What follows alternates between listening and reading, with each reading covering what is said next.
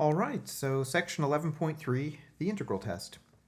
So what we're going to see here is a particular test that applies to series that will help us establish whether or not a given series is convergent or divergent.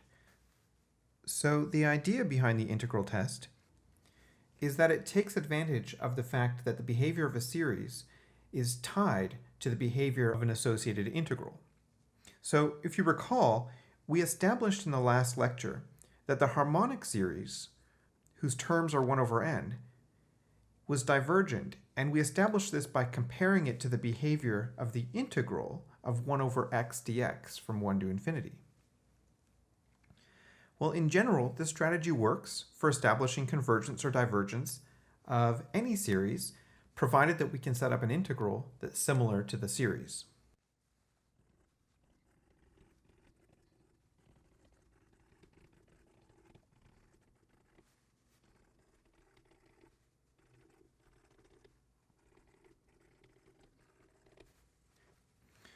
So the integral test involves creating a continuous function f of x out of the terms of a given series. Now, provided that this function satisfies a few basic conditions, namely it needs to be continuous so that we can integrate it, it needs to be positive, which rules out alternating series, and it needs to be decreasing on the interval from 1 to infinity. Well, if we satisfy those conditions, then the series and the integral will have the same behavior. That is, they will both converge or they will both diverge.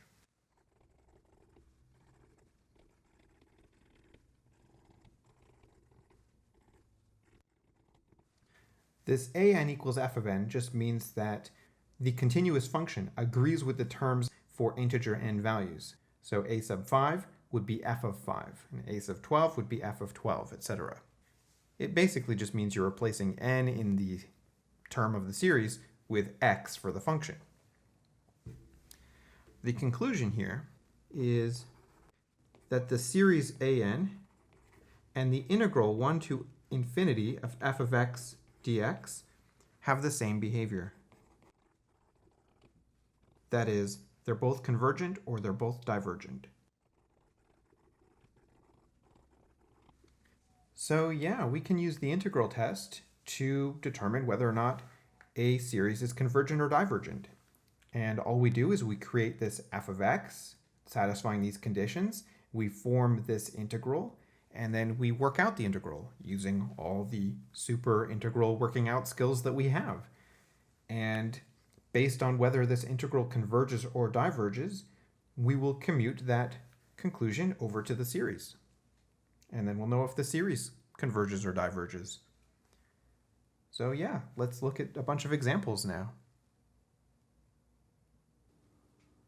Okay, so here we have a series, and we are interested in seeing whether it converges or diverges.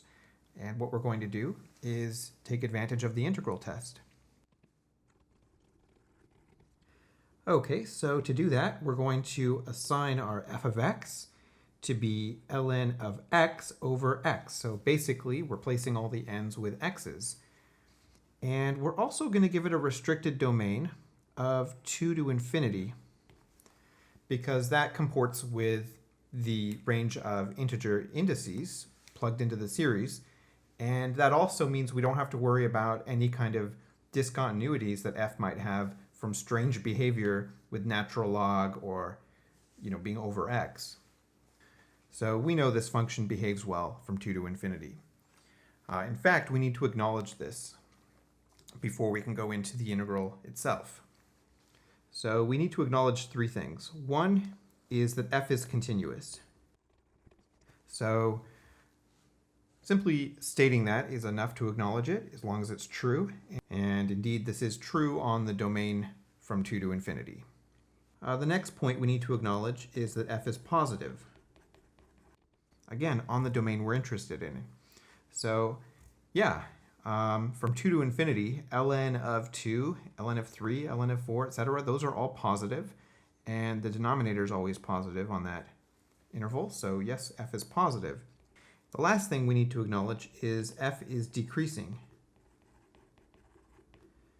Now this one's not so obvious.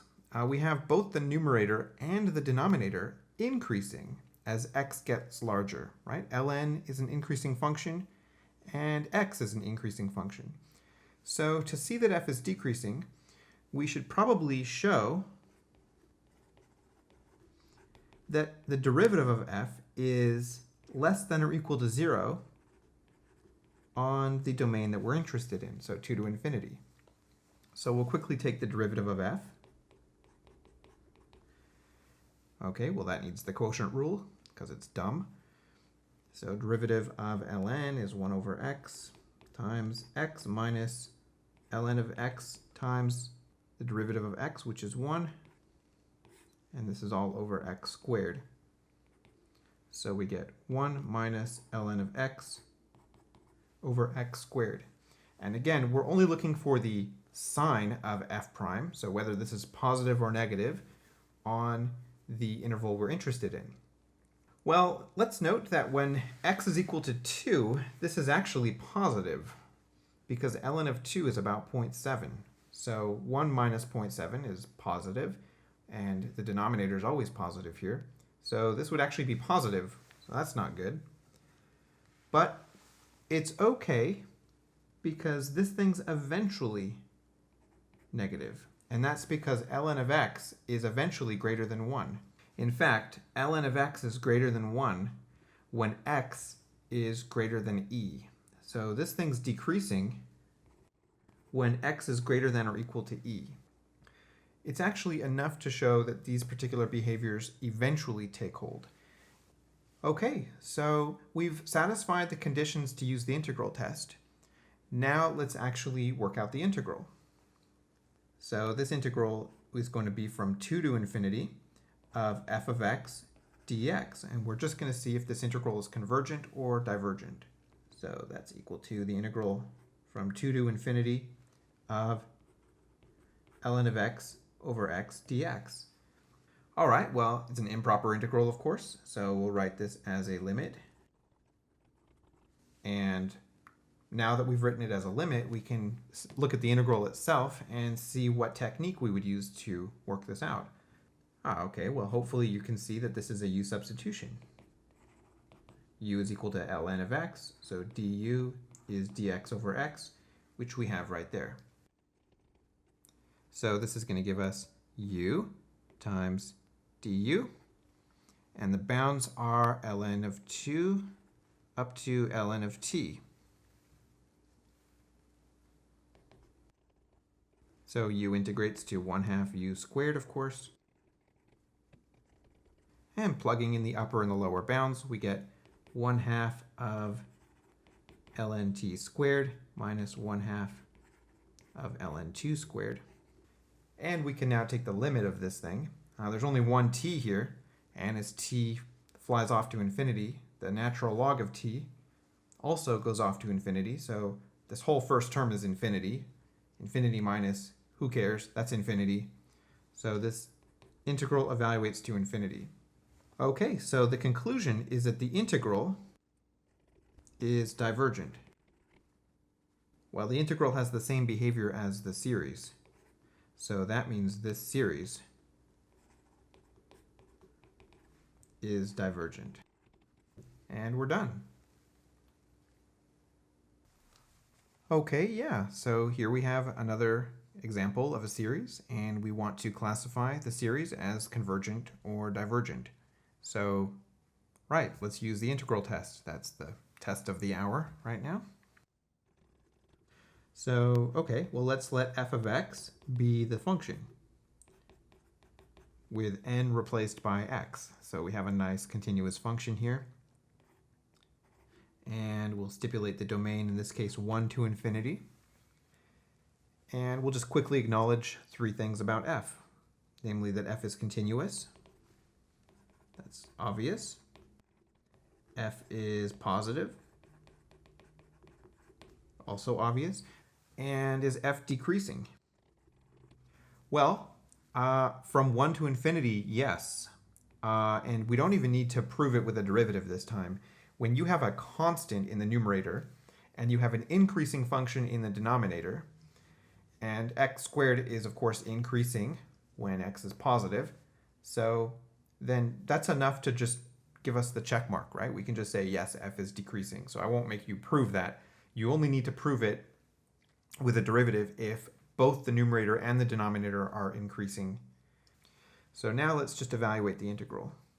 Okay, so the integral will be from 1 to infinity of our f of x function, which is 1 to infinity of dx over x squared plus 1. Okay, it's an improper integral. We have no choice but to write it as a limit before we even consider the integral. So this will be limit as t approaches infinity of 1 to t dx over x squared plus 1. So this is limit as t approaches infinity of, well, we can instantly integrate this. This is inverse tangent of x from 1 to t. So inverse tangent of t minus inverse tangent of 1. And as we let t approach infinity, we get inverse tangent of a quantity approaching infinity. That is pi over 2. And inverse tangent of 1 is pi over 4. So pi over 2 minus pi over 4 is, of course, pi over 4. So our conclusion is that this integral here is convergent.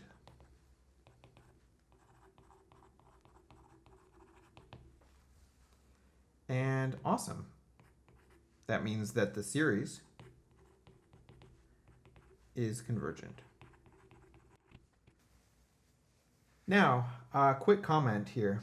The pi over 4 being finite, that's what told us the integral is convergent.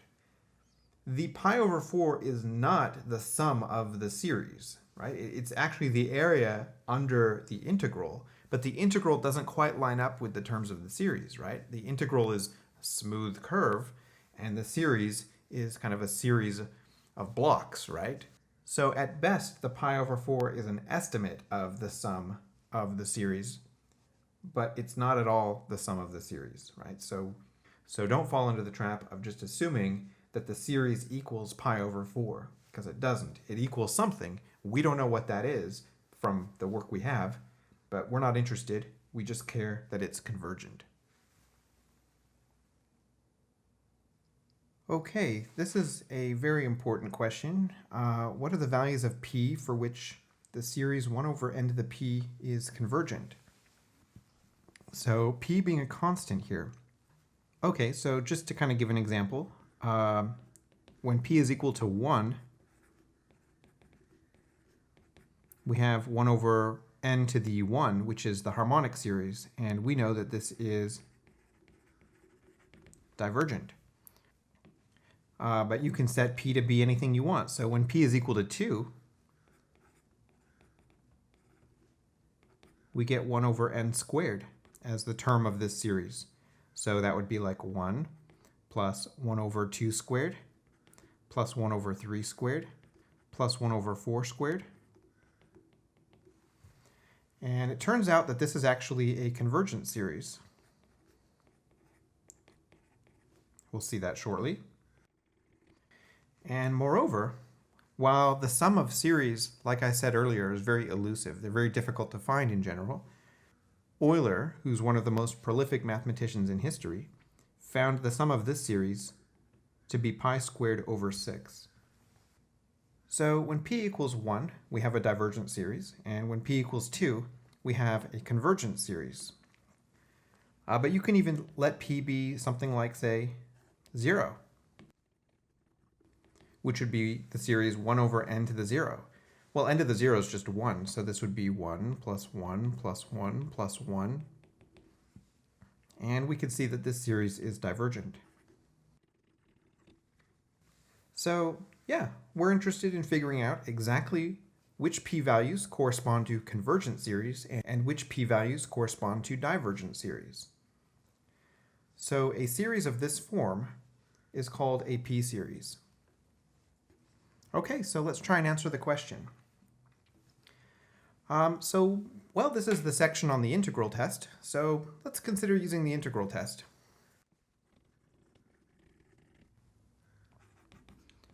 So we're going to let f of x be 1 over x to the p on the interval from 1 to infinity. Okay, so let's just acknowledge the 3 points. That f is continuous. Yep. F is positive. Yep. Because x is defined on positive numbers, and if you take a positive number and raise it to a number, you'll get something positive. And is f decreasing? Well, f is decreasing if you have a constant over something increasing. And we have a constant. Is x to the p increasing? Well, that depends on the value of p. So f is only decreasing if p is positive, right? If you have a positive exponent down here, then this quantity will be increasing. But if you have a negative exponent down here, then x to a negative will actually put the x in the numerator, in which case the entire function f will be increasing, not decreasing. So, all right, we have to be very careful here. This means that we can only consider the integral test for positive values of p. So we have to go and put an additional condition here. Let's call it case 1.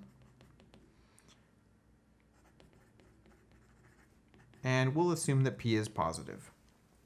So now that p is positive, 1 over x to the p is indeed decreasing.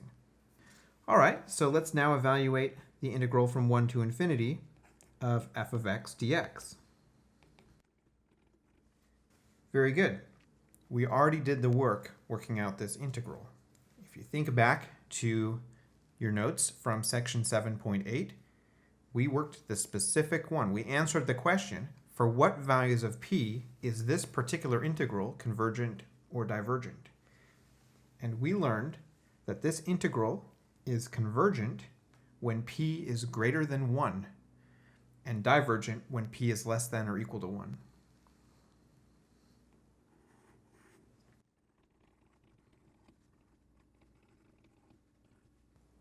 Now, because we assumed p is positive, the best we can say right here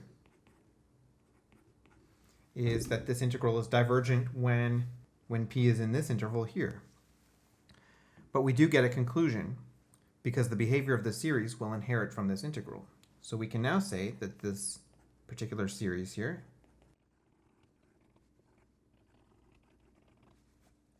all right, so that's very interesting, but that was only the first case. So now let's consider the second case, which is assuming that p is less than or equal to 0.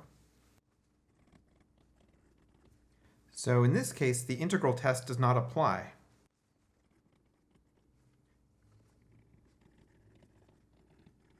And that's because this term here is increasing.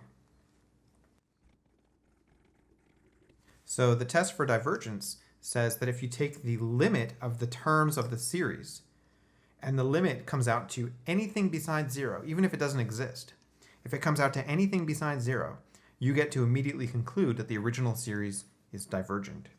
So we're going to use the test for divergence. So that's like taking the limit as n approaches infinity of an.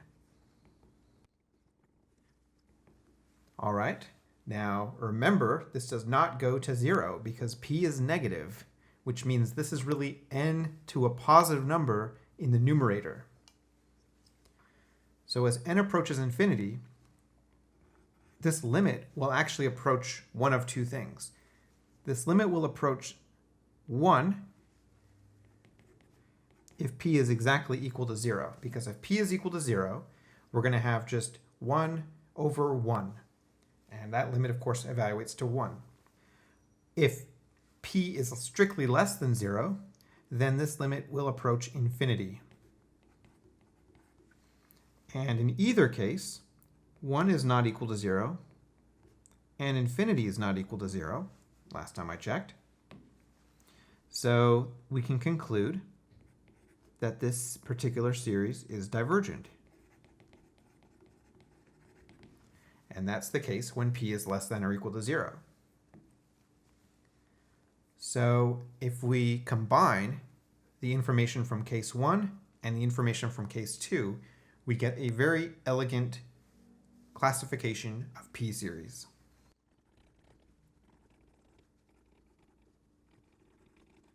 The p-series is convergent if p is strictly greater than 1, and divergent if p is less than or equal to 1. Okay, let's just see how awesome the p-series test is in a few examples. Okay, it may not look like it, but we have 4 different p-series here, and we can determine whether or not each one of them converges or diverges very, very, very easily. So first thing I want to draw your attention to is I did not write bounds for these series. So there's no n equals 1 to infinity on any of them, because honestly the bounds don't bear at all on whether or not a series converges or diverges. It doesn't matter where a series starts. Whether a series converges or diverges is a behavior that kind of kicks in when the thing goes off to infinity. So for a context like this, where we're simply establishing whether a series is convergent or divergent, we don't need the bounds for that. All right, so part A here, we have a p-series. This is p equals 3. And what is it about 3? Well, 3 is strictly greater than 1. Therefore, this series is convergent. There it is. Incidentally, the sum of this series is an open problem. The current name of the unknown answer is called Apéri's constant. If you find an answer to that question, you'll have instant fame among the mathematicians of the world. All right, let's look at part B. So yes, we have a 6 here, but remember a constant doesn't matter at all, right? We can pull the 6 out, and now we just have this guy. And in fact, that's a p-series with p equal to 1/2.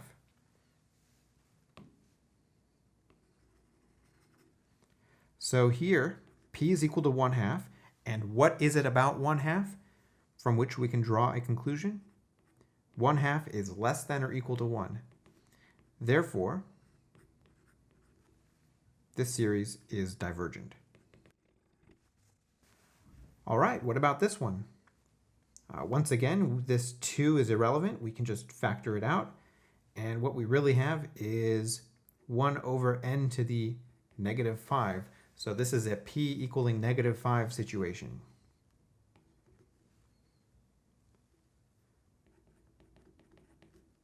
And what is it about negative 5? Well, it's less than or equal to 1. So therefore, this series here is divergent. For that one, we wouldn't have needed to use the p-series test. You could have used the divergence test if you want, but if you recognize something has the form of a p-series, then absolutely that's the shortest way to draw a conclusion about the series. This one right here, this is also a p-series because it's 1 over n to the 0. So it's just a p-series with p equal to 0. And 0 is less than or equal to 1, of course. So this guy, like its friends above it, is divergent. Okay, only one of these happen to be convergent, the first one. But yeah, that's how we use the p-series test.